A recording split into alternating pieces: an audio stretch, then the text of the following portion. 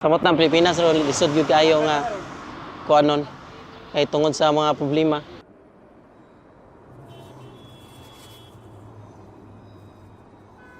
Ang kuanon ta kanang sa agriculture ba nga unta matagaag budget ang mga farmers para dili pud kaayo mag-increase ang sa mga bugas ug mga bisag unsa pa nga mga gulay kay mo first problema man gud sa mga tao karon ang pagkaon or kuan.